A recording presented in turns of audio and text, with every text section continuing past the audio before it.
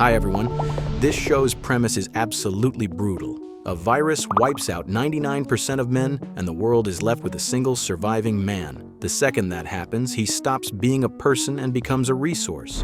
He's the last man on Earth. It looks like a simple dinner, until you see who's at the table. 12 elite women, tall, slim, white, black, every one of them staring straight at him. The woman closest to him flirts hard. He stays stone-faced. He doesn't play along, because in this world, every woman wants the same thing, a baby, to get pregnant, to give birth, and that makes him the only remaining source. They don't treat him like a person, they treat him like inventory, but he refuses to submit. Then it happens. One of them suddenly moves in and forces a kiss. He jumps up to run, but someone grabs him and shoves him back. The women rush him. They pin him to the table. He fights like hell, but there are too many of them. He can't move. Security storms in, and they're all women too. A room full of women stares him down, and now Lane, head of wellness, is ready to step in. So can he escape? And where did all the other men go? Here's the trick. It's dinner. Something normal, but it's staged like a hunt. You don't need exposition. The camera makes it clear he's not a guest. He's prey. A mysterious virus breaks out, and it targets men only. Once infected, within a month, 99% of men are gone. Their bodies are burned, and the world keeps moving without them. From then on, the world becomes a women-only society. Humanity can't reproduce the normal way anymore. Extinction suddenly feels real. At this life-or-death moment, to roaring applause, Lane steps onto the stage. She announces the baby lottery. 2 drawings every year, reproductive samples preserved in the National Vault from before the outbreak, distributed to the women who win. The crowd erupts, but in the middle of it all, Alex raises her middle finger and hurls her matcha drink straight at Lane. Lane's white outfit is instantly stained green. Lane's most loyal guard doesn't hesitate. She slams Alex to the ground and swears she'll make her pay. Alex doesn't panic. She shrugs off her jacket, squares up, and taunts her. "You can still apologize while you've got time," the guard snaps. She slams Alex up against the wall. Alex counters, fast and nasty, and breaks free in an instant. What happens next isn't essential. Let's jump back to the lottery. Lane changes outfits and resumes the drawing.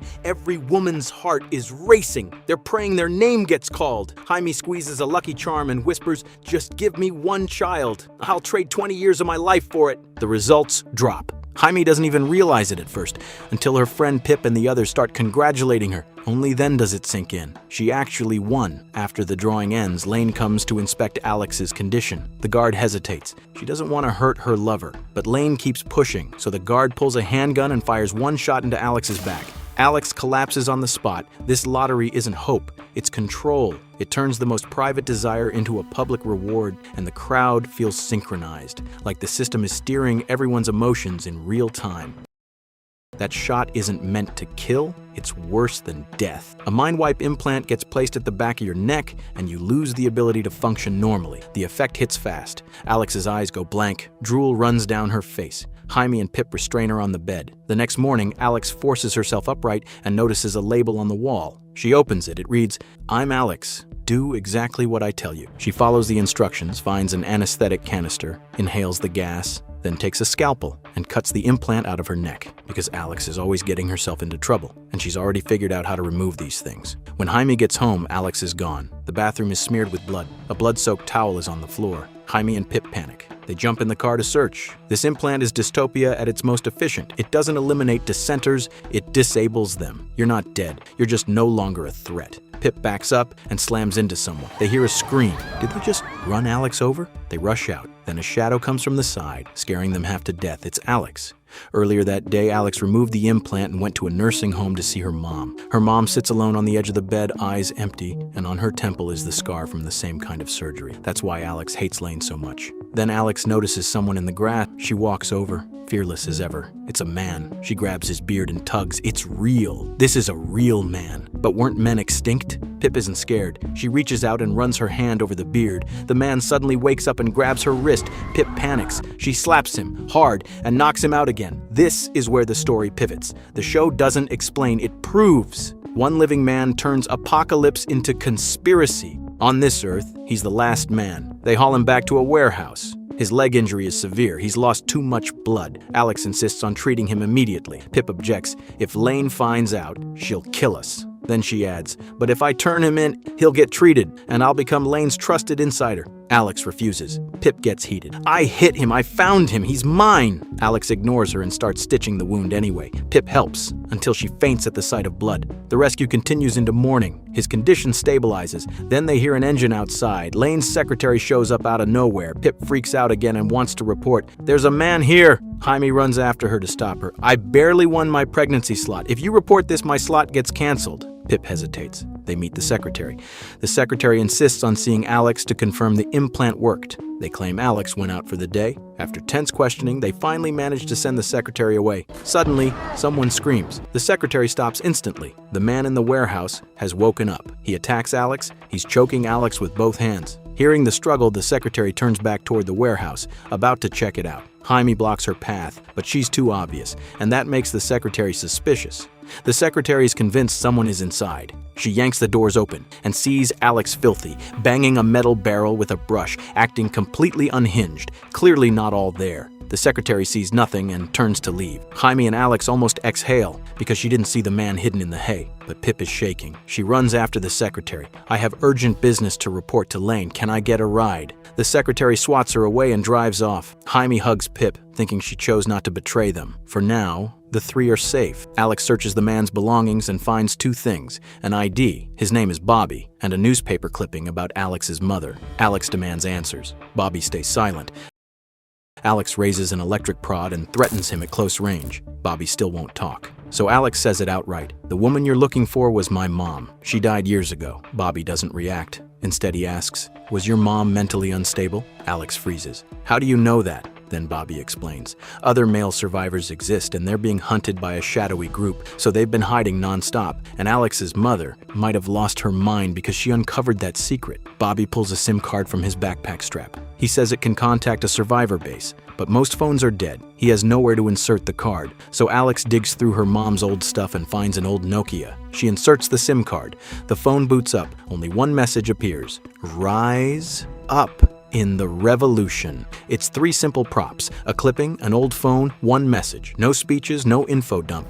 Just enough to widen the world and keep you chasing answers. After the outbreak, the world is all women. There isn't a single man left. The only way to get pregnant is through the lottery. Jaime goes to the hospital for her second checkup, excited, but the doctor's expression turns strange. At the same time, Pip is sitting in Lane's office. Then Pip gets a call. Jaime is crying. My slot got canceled. What happened? Pip glances nervously at Lane and whispers, maybe the paperwork got mixed up. I'll check. Jaime storms back to the doctor. Was my test not good enough? The doctor confirms her body is healthy. This decision came from Lane. Jaime goes home devastated. She mixes cake batter faster and faster, venting all that frustration. Then Alex smiles and says, that man finally talked. The second Jaime hears man, her eyes light up. When Alex steps away, Jaime goes alone to see Bobby. He's the last man on Earth. Jaime reaches out, trying to play nice, but Bobby ignores her. She forces a smile. I only need a little. I won't hurt you. Bobby watches her carefully. Jaime pushes through her embarrassment and lifts her clothes with determination. Then Pip bursts in.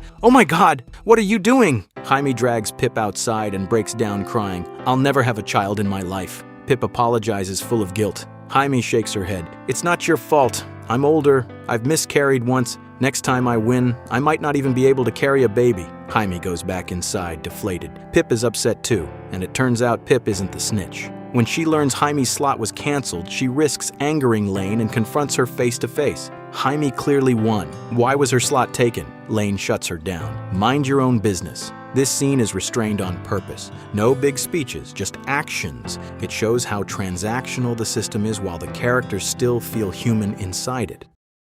Pip storms back into the warehouse. Half an hour later, a cup is placed in front of Jaime. It's full of reproductive material. Jaime almost cries from gratitude. Pip rushes her. Oh, hurry! Wait too long and it won't work. Jaime smiles and takes a syringe to the bathroom. The next morning, Pip hands the cup to Bobby again. Fill it up, please. Bobby wakes up looking stunned. How much do you need? Even a dairy cow can't produce this fast. Pip says, one time isn't enough to get pregnant. Bobby shows his wrist, demanding the ropes be untied. He wants to use the bathroom and take a shower. 10 minutes later, Bobby goes to the shower. Pip guards the door with the electric prod. But when Bobby undresses, Pip is flustered, caught off guard by her own reaction. Bobby suddenly opens the door and says, isn't this what you want? Bring the cup. Pip freezes, face red. In that instant, she falls for him. After Jaime gets home, Pip brings her another cup to increase her odds. Jaime thinks it makes sense. Hitting the target in one try is rare. She picks up the syringe, getting ready for a second attempt. The next day, Pip bikes to work. Through a glass door, she sees another lottery winner on her knees, shot dead with a single bullet. Guards step in to handle the body. Pip is shocked,